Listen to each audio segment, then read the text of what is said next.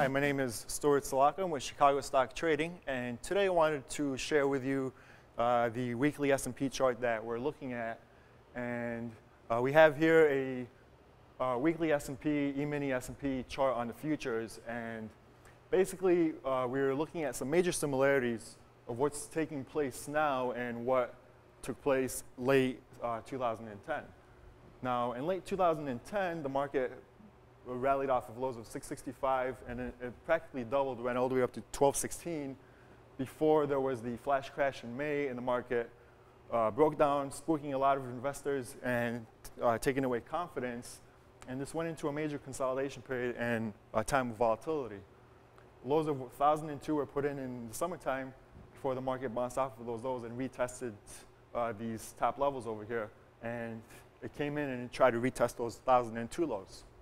Now, in August, during the Jackson Hole meeting, Fed Chairman Ben Bernanke came out and hinted that they were going to do whatever it takes to support the market.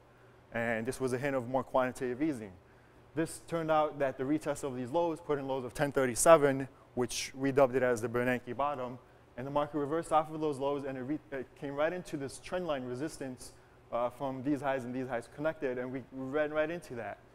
So eventually in September, to get above that resistance, the market gapped over it. There was a gap between 1105 and 1110, and there was a 5-handle gap. So the market gapped above this resistance, it hurdled over that resistance, and we went to a short squeeze.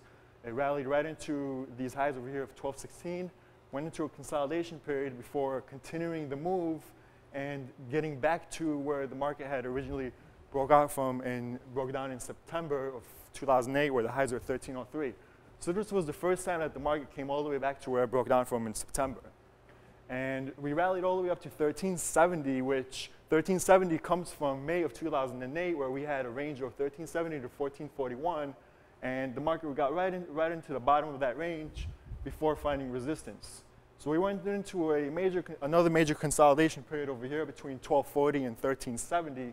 So this was plus and minus 60, 70 points of that 1303 September high of consolidation.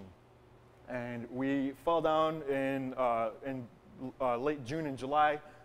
Wasn't able to quite break these lows, and the market tried to retest these highs here, and it wasn't able to push through. And this is when the debt crisis, the U.S. debt crisis, started to loom, and the U.S. debt was downgraded, which broke the market down, and we took out these lows here, squeezing out a lot of longs and breaking the market all the way back to where it broke out from here in 2010, 1105, completing this gap, and at the same time coming right into testing this support of these lows of 1002, support of 1070. So once again, just as we went here, we went into a major volatility and consolidation period, and a new low was put in at 1068, clipping these lows, and the market reversed right off of those lows. We reversed off of these lows, and we went into a straight up move, which was a short squeeze. We rallied right into where the market broke down from here, and we consolidated, wasn't able to break through there, and it didn't have that momentum to continue moving higher because these lows were quite never retested. So we fell down to retest these lows here, and this move here, and lows of 1147 were put in exactly on Black Friday. And on Black Friday, those lows were put in right after the weekend. There was news that the federal banks, central banks from around the world were going to covertly work together to inject capital into the market, and this squeezed us up right into this level again here. So once again, we weren't quite ready to break through this major resistance. Now we had to come in and retest this level, as this level tested this level, and now this level was testing these lows. So we came in and we found support right here at between 1195 and 1200, and this was mid-December. Now, at the end of December, we rallied into Christmas, and this was the Santa Claus rally. We rallied right back into this resistance going into the end of the year. Now, starting this year, the market opened that in 2012. Once again, just as here, we gapped this hurdle of resistance. We opened at 1275. The gap was at 1252.50 from last year.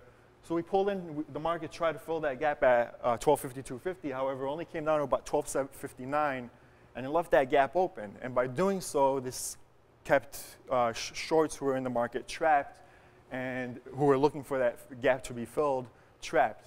And this led the market to hold this gap and to continue a short squeeze, which led right into this major trend line that we're seeing from the major top that happened in 2007 at 1586 to these 1373 highs, and it's led right into breaking this level.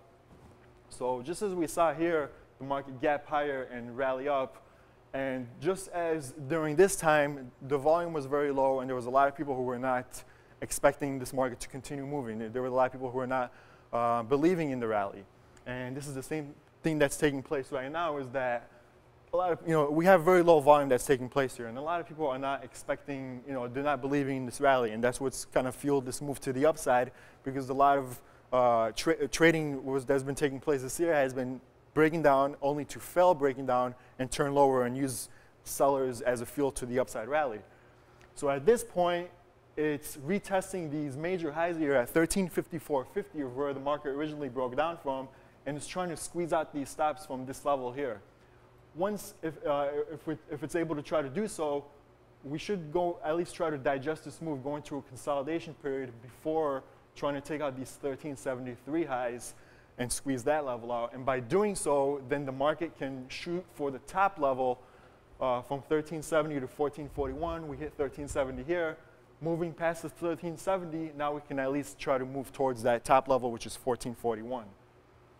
But the same thing that's taking place, we had the U shape here, reversal right back to where it broke down from. We're seeing this U shape here and reversal right back to where it broke down from. One thing we want to keep in mind, though, is that it is climbing the wall of worry, and what we like to say is this market is walking up the glass stairs. And the reason we say it's glass stairs is that at any time the market can crack these glass and break right through these glass stairs. And this is what we saw in 2010 and what we saw last year in 2011. So we'll continue to walk up these glass stairs and see how much more of these upside levels we can squeeze, and go into some type of consolidation period to digest this move and try to find support. To the downside, the market does want to try to hold 1320, which is the major resistance of where it got above before leading up to these highs of 1348 and 50s. The gap of 1352.50 is going to want to hold that. Should it fill the gap and reverse lower, then this upside momentum is going to be derailed, because it wants to keep that gap open as much as possible to continue this upward momentum going and not give these sellers from here an opportunity to squeeze out. Just as we had this gap that was never filled until the market completed that move.